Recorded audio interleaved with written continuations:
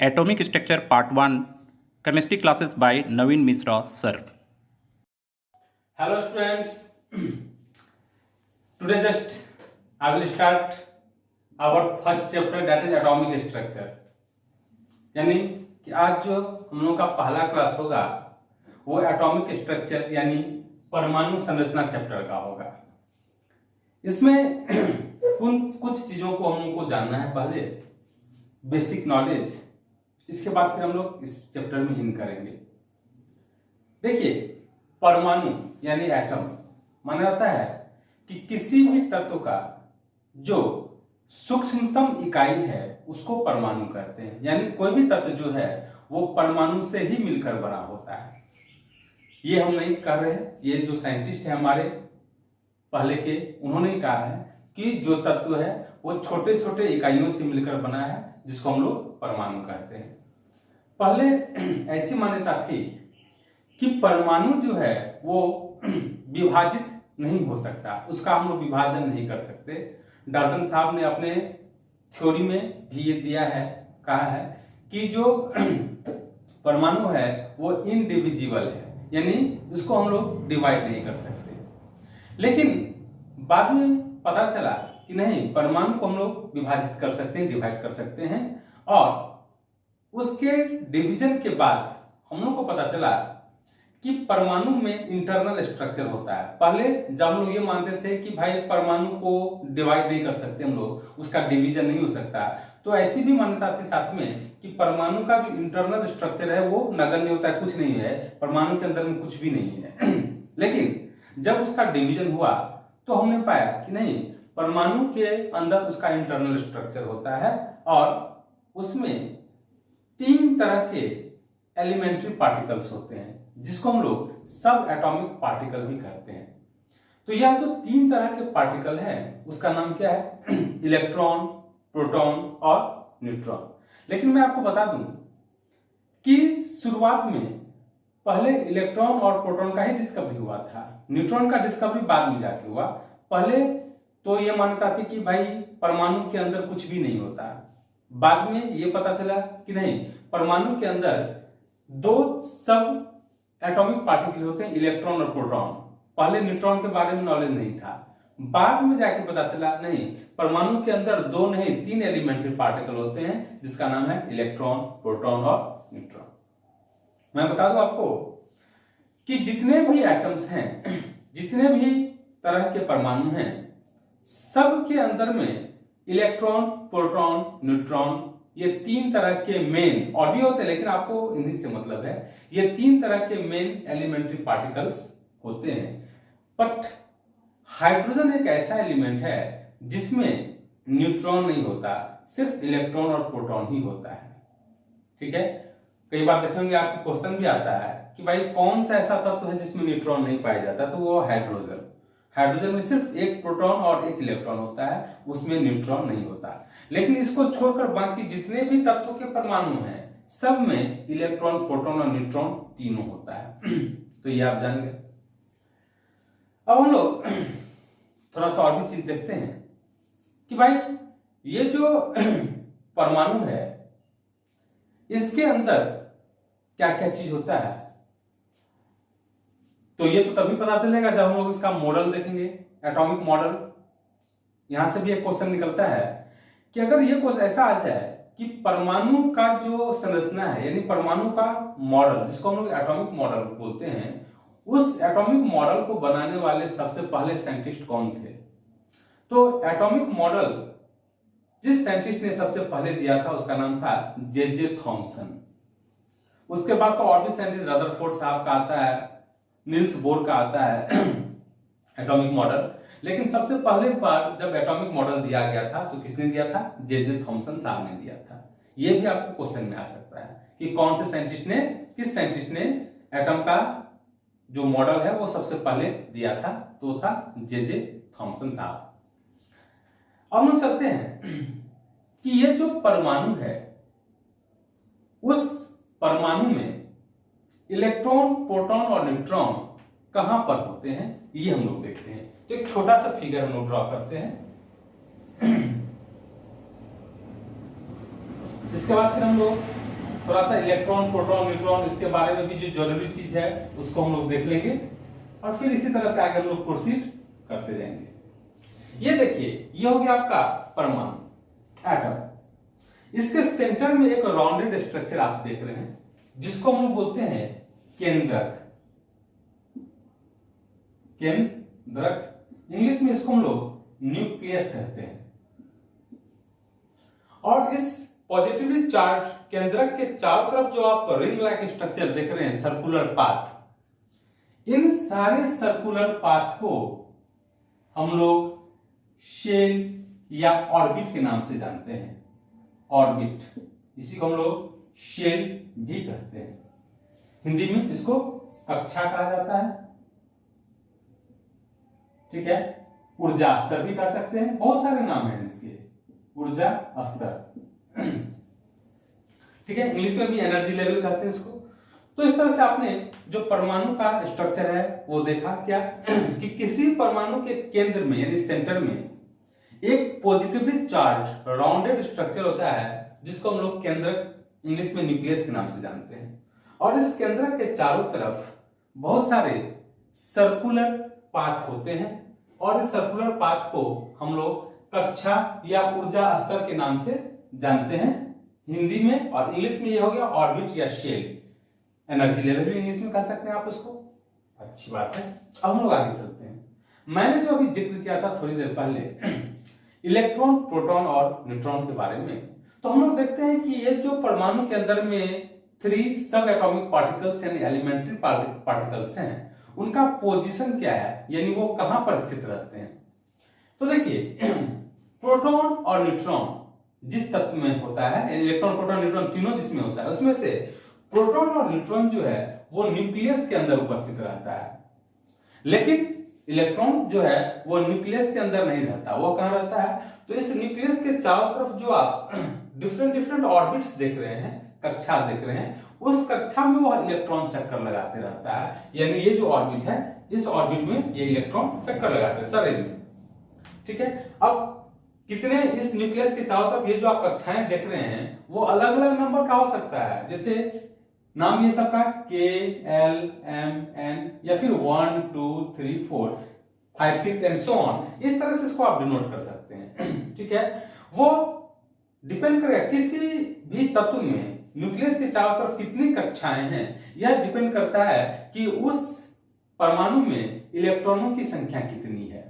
जितने इलेक्ट्रॉनों की संख्या होंगे उस पर ही निर्भर करेगा कि किसी भी परमाणु में उसके केंद्र के चारों तरफ जो ऑर्बिट्स हैं, जो कक्षाएं हैं, उनकी संख्या कितनी होगी, ठीक है। और उनको हम लोग किस चीज से डिनोट करते हैं, नंबरिंग जो उसका करते हैं वो 1, 2, 3, 4 या फिर K, L, M, N, O, P, Q and so on, आगे जहां तक हो सकेगा वो हम लोग जानते हैं, ठीक है। अब लोग पोजीशन तो देख लिए, प्रोटॉन, न्यूट्रॉन और इलेक्ट्रॉन का पोजीशन क्या है ये हम लोग देख लिए। अब लोग थोड़ा सा देखते हैं कि भाई ये जो न्यूक्लियस है उसको हमने पॉजिटिव साइन से शो क्यों किया। तो सुन लीजिए, मैंने अभी बताया कि किसी भी परमाणु के केंद्र के अंदर में प्रोटॉन और न्यूट्रॉन होता है। अब अगर हम न्यूट्रॉन की बात करें तो न्यूट्रॉन पर कोई भी चार्ज नहीं होता, कोई भी आवेश नहीं होता, वो बिल्कुल न्यूट्रल होता है, उदासीन होता है। बच गया कौन, बच गया प्रोटॉन। प्रोटॉन जो है उस पे पॉजिटिव चार्ज होता है, न्यूट्रॉन तो न्यूट्रल हो गया, उदासीन हो गया, तो कोई चार्ज ही नहीं होता, और प्रोटॉन जो है वो पॉजिटिव चार्ज होता है, धन आवेश युक्त होता है, जिसकी वजह से ये न्यूक्लियस जो है वो भी धन आवेशित हो जाता है, ठीक है। और यही कारण है कि न्यूक्लियस यानी केंद्रक हम लोग पॉजिटिव साइन से शो करते हैं। तो न्यूक्लियस धन आवेश युक्त किसकी वजह से होता है, प्रोटॉन की उपस्थिति के कारण। अगर उसमें प्रोटॉन ना हो तो वो भी धन आवेश युक्त नहीं होगा, ठीक है। जबकि इलेक्ट्रॉन जो है वो ऋण आवेश युक्त होता है, यानी नेगेटिवली चार्ज पार्टिकल है जो कि ऑर्बिट में मूव कर रहा है। और मैं ये भी आपको बता दूं कि किसी परमाणु में, एटम में जितने प्रोटॉन होते हैं उतने ही इलेक्ट्रॉन होते हैं, और चूंकि दोनों पर बराबर चार्ज होता है, आवेश जो है बराबर होता है। अंतर सिर्फ यह है कि इलेक्ट्रॉन का जो आवेश होता है वो माइनस में होता है और प्रोटॉन का आवेश प्लस में होता है। लेकिन चूंकि दोनों पर इक्वल एंड अपोजिट चार्ज है, जिसकी वजह से दोनों एक दूसरे के प्रभाव को न्यूट्रल कर देता है, उदासीन कर देता है। और यही कारण है कि परमाणु जो है वो इलेक्ट्रिकली न्यूट्रल होता है, इलेक्ट्रिकली न्यूट्रल होता है, यानी विद्युतीय उदासीन होता है। परमाणु ना तो धन आवेश युक्त है ना ऋण आवेश युक्त है, बिल्कुल उदासीन है। लेकिन अगर न्यूक्लियस की बात करें तो वो कैसा होता है, धन आवेश युक्त होता है क्योंकि न्यूक्लियस के अंदर प्रोटॉन है इसलिए धन आवेश युक्त हो गया।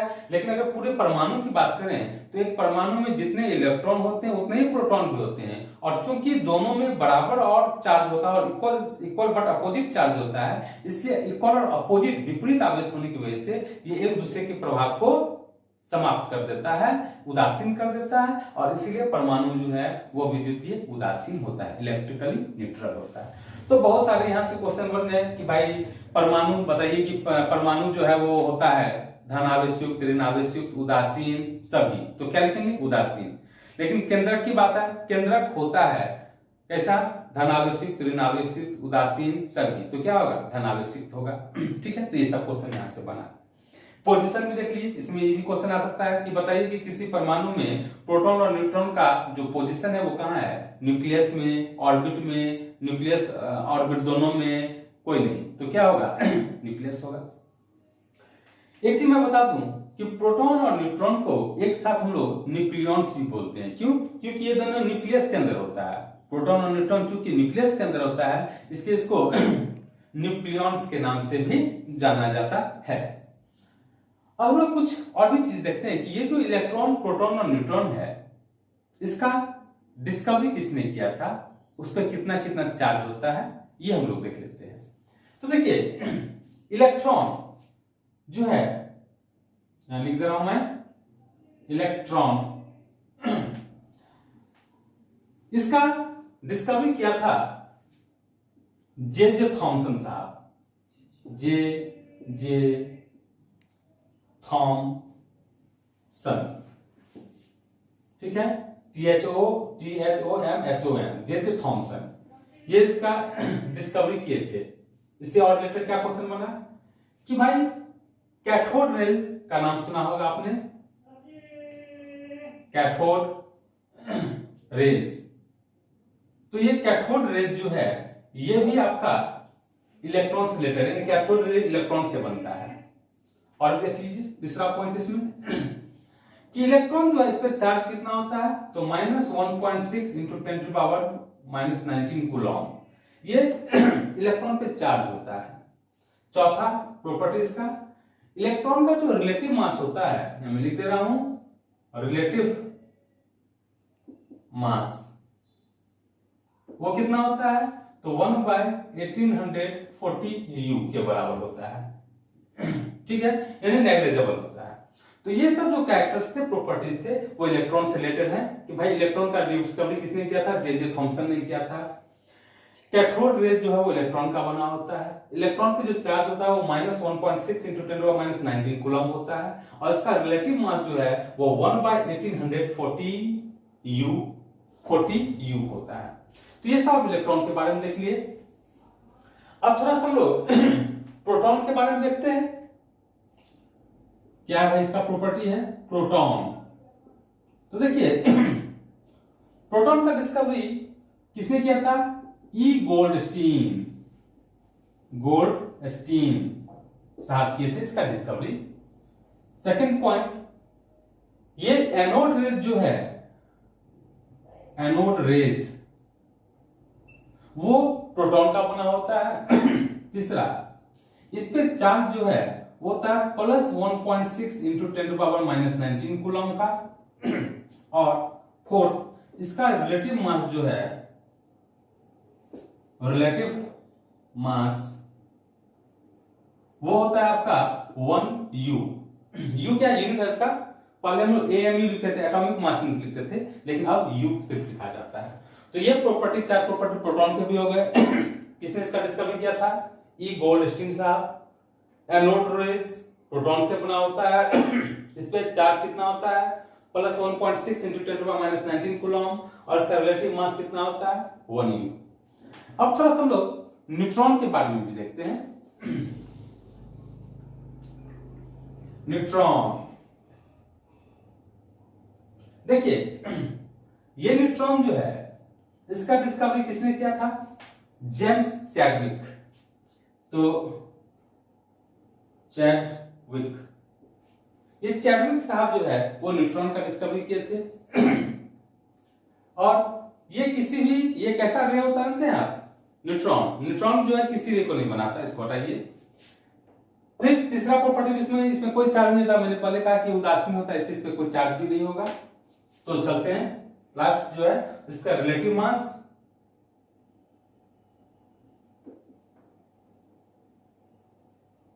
वो भी प्रोटॉन के रिलेटिव मास के बराबर होता है, यानी 1u होता है। तो इस तरह से हम लोग देख लिए कि भाई इलेक्ट्रॉन, प्रोटॉन और न्यूट्रॉन ये सब का कुछ प्रॉपर्टी जो है वो क्या था, वो हम लोग देख लिए। हम लोग आगे चलते हैं कि भाई न्यूट्रॉन का डिस्कवरी के बाद हम लोगों को क्या पता चला, थोड़ा सा इसके बारे में हम लोग नॉलेज लेते हैं। देखिए पहले हमने कहा कि शुरुआती दौर में सिर्फ ये पता था कि भाई जो एटम होते हैं उसके अंदर कुछ भी नहीं होता। बाद में पता चला कि नहीं, एटम के अंदर इलेक्ट्रॉन और प्रोटॉन होता है, न्यूट्रॉन नहीं होता। मतलब न्यूट्रॉन के बारे में कोई जानकारी नहीं था। और बाद में जाके पता चला कि भाई एटम के अंदर में इलेक्ट्रॉन, प्रोटॉन, न्यूट्रॉन होते हैं। तो क्या है, थोड़ा सा देख लेते हैं न्यूट्रॉन का डिस्कवरी के बारे में। जैसे आप जानते हैं कि अगर हम कार्बन का एग्जाम्पल लें, सपोज कीजिए मैंने एग्जाम्पल लिया कार्बन का। कार्बन का एटॉमिक नंबर 6 और मास नंबर होता है 12 U।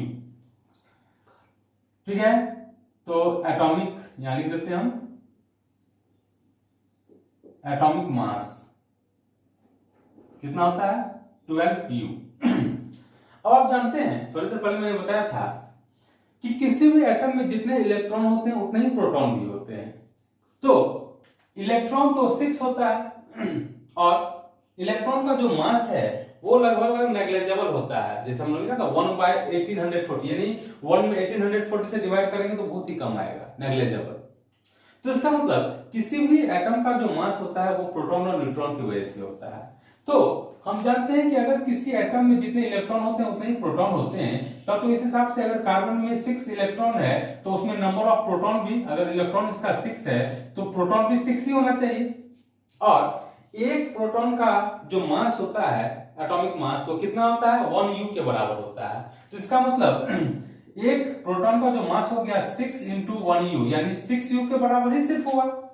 लेकिन हम तो जानते हैं कि भाई कार्बन का एटॉमिक मास 12 होता है, तो बाकी ये जो 6 है, 12 में से 6 गया तो 6, तो 6 ही यहां से प्राप्त हो रहा है ना, बाकी 6 कहां से आया? तो जब ये न्यूट्रॉन का डिस्कवरी हुआ तब पता चला कि वो बाकी 6 कहां से आया। क्योंकि हम जानते हैं कि भाई जो कार्बन है उसमें 6 प्रोटॉन प्लस 6 न्यूट्रॉन होते हैं। तो 6 × 1U प्लस 6 × 1U, तो 6U plus 6U equal to हो गया 12U। तो इस तरह से ये जो 12U है वो आया। तो ये हम लोग को कब पता चला? जब न्यूट्रॉन का डिस्कवरी हुआ। ठीक है, नहीं तो पहले ये मिल ही नहीं रहा था कि भाई कार्बन का एटॉमिक मास जब 6 है और 12 है और एटॉमिक नंबर 6 और मास नंबर का कितना है? एटॉमिक मास 12 है। लेकिन कैलकुलेशन करके तो 6 ही आ रहा था, क्योंकि तब तो हम लोग यही नॉलेज था कि भाई एटम के अंदर सिर्फ इलेक्ट्रॉन प्रोटॉन होते हैं। तो अगर सिर्फ इलेक्ट्रॉन प्रोटॉन होते हैं तो फिर कार्बन का एटॉमिक मास 12 कैसे आया? अगर 6 इलेक्ट्रॉन है और 6 प्रोटॉन है तो 6 इलेक्ट्रॉन से सिर्फ 6 प्रोटॉन से सिर्फ 6U बन रहा था, 12U नहीं आ रहा था। तो जब न्यूट्रॉन का डिस्कवरी हुआ तब ये पता चला कि भाई बाकी जो 6U थे वो न्यूट्रॉन के थे, क्योंकि न्यूट्रॉन और प्रोटॉन का जो एटॉमिक मास है वो लगभग बराबर होता है, 1U दोनों का होता है। और कार्बन में 6 प्रोटॉन और 6 न्यूट्रॉन होते हैं, तो इस तरह से दोनों मिलकर 12U हो गए। तो ये कार्बन के न्यूट्रॉन के डिस्कवरी से रिलेटेड थोड़ा सा जानकारी था। तो इस तरह से हम लोग देख लिए कि भाई एटम का जो स्ट्रक्चर है वो कैसा होता है, सेंटर में न्यूक्लियस, चारों तरफ ऑर्बिट। लेकिन इसमें बहुत कुछ जानने वाली बात है, तो इसको हम इरेज करते हैं, थोड़ा सा और भी देखते हैं।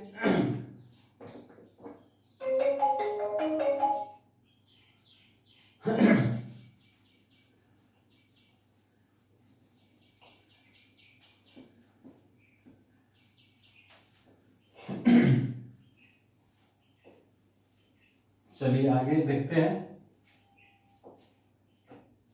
देखिए मैंने कहा कि जो थॉमसन साहब थे, वो थॉमसन साहब ही सबसे पहले एटम का मॉडल दिए थे कि एटम का मॉडल कैसा होता है। तो उनके अनुसार थॉमसन एटॉमिक मॉडल मैं यहां लिख दे रहा हूं,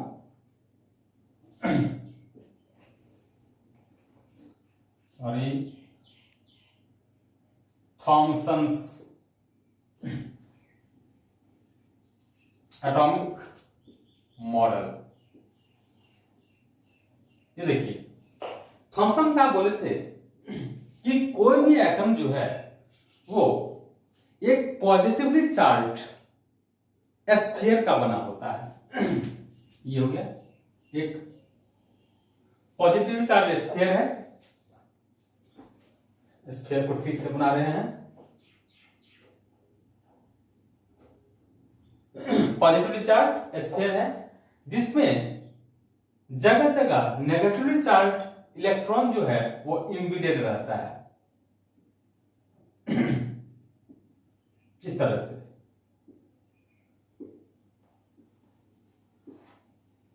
ये देखिए, ये किसका कहना था? थॉमसन साहब का। क्योंकि मैंने बताया ना कि एटम का मॉडल, एटम कैसा होता है, इसको सबसे पहले किसने दिया था, बताया था, तो थॉमसन साहब, जैसे थॉमसन जिसने इलेक्ट्रॉन का डिस्कवरी किया। तो उन्होंने कहा कि एक एटम जो है वो पॉजिटिवली चार्ज स्फीयर का बना होता है। स्फीयर जो है पॉजिटिवली चार्ज होता है और उसमें जगह जगह इलेक्ट्रॉन जो है वो नेगेटिवली चार्ज इलेक्ट्रॉन इम्बीडेड रहते हैं, इस तरह से। ये जो आप देख रहे हैं स्ट्रक्चर, ये सब जो है वो मतलब शेडेड एरिया, वो सब क्या है, पॉजिटिवली चार्ज होता है, ठीक है, यानी पॉजिटिवली चार्ज। और ये इलेक्ट्रॉन जो है वो नेगेटिवली चार्ज हुआ। तो इस तरह से, क्योंकि मैंने बताया ना कि शुरुआत में सिर्फ ये बता था कि भाई प्रोटॉन, एटम के अंदर इलेक्ट्रॉन प्रोटॉन ही होते हैं, उसमें न्यूट्रॉन नहीं होते, इसलिए उन्होंने न्यूट्रॉन के बारे में कुछ नहीं कहा। सिर्फ बताया कि जो एटम है वो एक पॉजिटिवली चार्ज स्फीयर का बना होता है, स्फीयर मतलब गोला का बना होता है, जिसमें जगह जगह पर नेगेटिवली चार्ज इलेक्ट्रॉन इमीडिएट रहते हैं, धंसे हुए रहते हैं। और उन्होंने ये भी कहा कि किसी भी एटम में पॉजिटिव चार्ज जितना होता है उतना है नेगेटिवली चार्ज भी उतना ही होता है, जिसकी वजह से दोनों एक दूसरे को ओवरकम कर लेते हैं और इसकी वजह से उस पर कोई प्रभाव नहीं पड़ता, यानी दोनों उदासीन कर देता है एक दूसरे के प्रभाव को, और इस तरह से परमाणु जो है वो विद्युतीय उदासीन हो जाता है। तो ये किसका कहना था? थॉमसन साहब का कहना था। अब इसके बाद हम लोगों को चलना है कि भाई ये जो इलेक्ट्रॉन है वो रहता कहां है, किसी भी एटम में इलेक्ट्रॉन का पोजीशन क्या है, वो तो हम लोग देख लिए कि भाई न्यूक्लियस के चारों तरफ जो ऑर्बिट है उस ऑर्बिट में मूव करते रहते हैं। लेकिन इलेक्ट्रॉन यूं ही ऑर्बिट के अंदर मूव करते हैं ऐसी बात नहीं है। तो क्या बात है भाई, देखते हैं। एक ऑर्बिट यानी शेल बहुत सारे सब सेल का बना हो सकता है, एक भी हो सकता है सबसेल, बहुत सारे सबसेल भी हो सकते हैं। फिर उस सेल के अंदर में भी ऑर्बिटल्स होते हैं, उस ऑर्बिटल्स के अंदर में इलेक्ट्रॉन होता है। यानी आप कहेंगे कि इलेक्ट्रॉन यूं ही ऑर्बिट में मूव करते रहता है, सेल में ऐसी बात नहीं है। सेल के अंदर सबसेल ऑर्बिटल से मिलकर बने होते हैं और उस ऑर्बिटल के अंदर में इलेक्ट्रॉन प्रेजेंट होता है। और जैसे कि बताया कि सेल में सब सेलों का नंबर, यानी जिसको हम लोग उपकक्षा बोलते हैं, मैं हिंदी में भी एक बार बता दे रहा हूं, कक्षा यानी सेल, कक्षा के अंदर उपकक्षा, उपकक्षा को ही इंग्लिश में हम लोग सबसेल बोलते हैं। उपकक्षा बहुत सारे कक्षकों से मिलकर बने होते हैं, कक्षक को ही ऑर्बिटल्स कहते हैं। और कक्षक के अंदर, एक कक्षक के अंदर अधिक से अधिक 2 इलेक्ट्रॉन हो सकते हैं, ये फिक्स है। ये आपको क्वेश्चन में पूछा भी गया है कितना बार कि एक ऑर्बिटल में, एक कक्षक में इलेक्ट्रॉनों की अधिकतम संख्या क्या हो सकती है, तो 2। एक कक्षक में, एक ऑर्बिटल में 2 से अधिक इलेक्ट्रॉन नहीं हो सकता, ये फिक्स है। लेकिन बाकी जो मैंने बताया वो फिक्स नहीं है। क्या कि शेल के अंदर जो नंबर ऑफ सबसेल्स है वो फिक्स नहीं है, अलग अलग शेल में नंबर ऑफ सबसेल अलग अलग होता है। फिर सबसेल में जो ऑर्बिटल है वो भी फिक्स नहीं है। जैसे सबसेल में कौन कौन आता है, sp-df, ये 4 सबसेल्स अभी हम लोग को पढ़ना है। ऐसे और भी होते हैं लेकिन पॉलिटेक्निक के लिए हम लोग को ये 4, जो पहले भी सिलेबस में यही था, s, p और d और f, एस मीन्स, एस का फुल फॉर्म क्या होता है? शार्प। पी का फुल फॉर्म प्रिंसिपल, डी का फुल फॉर्म डिफ्यूज और एफ का फुल फॉर्म फंडामेंटल। तो एक शेल के अंदर में यही सबसेल एसपीडीएफ हो सकते हैं, यानी नंबर ऑफ सबसेल अलग अलग हो सकता है। फिर एक सबसेल में जो नंबर ऑफ ऑर्बिटल्स हैं वो भी अलग अलग है। जैसे एस सबसेल में एक ही ऑर्बिटल होता है जिसका नाम है, नाम तो हम लोग करना नहीं है वैसे, अभी खाली नंबर समझ लीजिए। तो एस सबसेल जो है उसमें एक ऑर्बिटल होते हैं। पी सबसेल में 3 ऑर्बिटल्स यानी 3 कक्षक होते हैं। डी सबसेल में 5 ऑर्बिटल्स 5 कक्षक होते हैं। और एफ सबसेल जो है उसमें 7 ऑर्बिटल्स यानी 7 कक्षक होते हैं। तो इस तरह से अलग अलग उप कक्षाओं में कक्षकों की संख्या भी अलग अलग हो गई। और इस कक्षक के अंदर में, एक कक्षक के अंदर में 2 इलेक्ट्रॉन मूव करते हैं जो कि अपोजिट स्पिन में, यानी एक क्लॉकवाइज घड़ी की दिशा में और दूसरा एंटी क्लॉकवाइज यानी घड़ी के विपरीत दिशा में। तो हम लोग इस चीज को दूसरे दिन ले चलते हैं आगे। आज का वीडियो हम लोग यहाँ पे समाप्त करते हैं, क्योंकि अब जो शुरू करेंगे फिर उसमें भी टाइम लगेगा। तो पहले आप इतना नॉलेज लीजिए, इसको पढ़िए, सुनिए बार बार, फिर हम लोग आगे चलते हैं। ठीक है, थैंक यू।